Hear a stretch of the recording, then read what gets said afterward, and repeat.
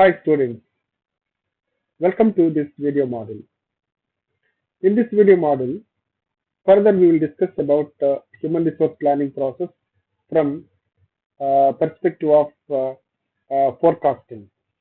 In the previous model, we discussed human resource planning from the perspective of stock taking, that is the present the manpower availability in terms of their age, experience, and then the gender, the skill sets, the levels of skills. So we just take all these parameters and mostly from the job analysis data, and then we'll try to find out the various the requirements for the organizations and availability of the present stock. So that we just understood from the previous model. So in this model, we'll just understand human resource planning process from forecasting perspective. So the learning objective of this model is to understand the planning process from the forecasting point of view, right? If you see the forecasting, this is the stage two. In the stage two, the forecasting is the demand and supply, right? The demand forecasting and supply forecasting. So the demand forecasting is how many employees will be required for the future, right, for our organization, keeping in mind our corporate plan and then strategic plan.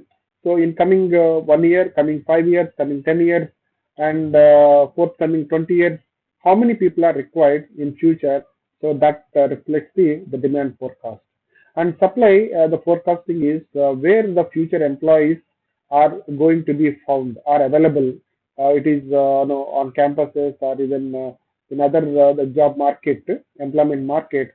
So how the supply is going to happen, right? Is available or even shortage or even what kind of skills that are going to be seen in the employment market. So as per our requirement. So this is the supply side of the forecasting. When you see the the demand forecasting, how many and what level and when, right? So the demand is closely tied to the strategic direction so that the organization has decided to take.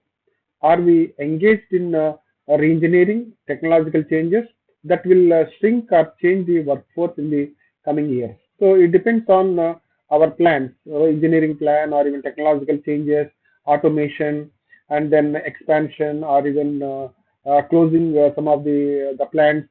All these are the various issues of the organization. The changes the demand, and then the forecast is based on this kind of changes at the organizational level.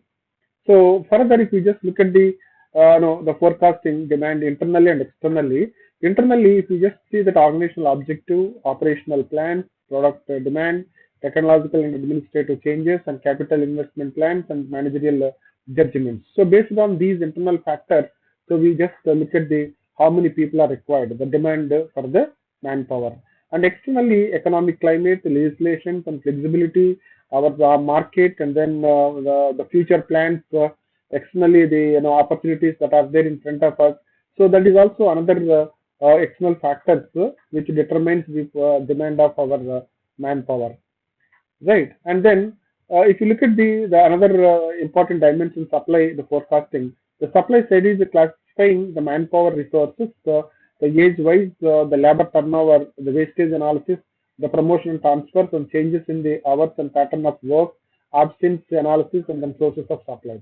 So the supply comes on various reasons. So because it depends on the manpower, classifying our manpower age-wise and retirement, and then the turnover and wastage analysis, and then promotion and transfers, the time to time. Whenever there is a promotion transfer, so there will be a vacancy. So that means we need manpower. That the supply is required, right? And then so based on that, you can see absence analysis and then the sources of the supply. So all these things we need to understand from the supply forecasting point of view.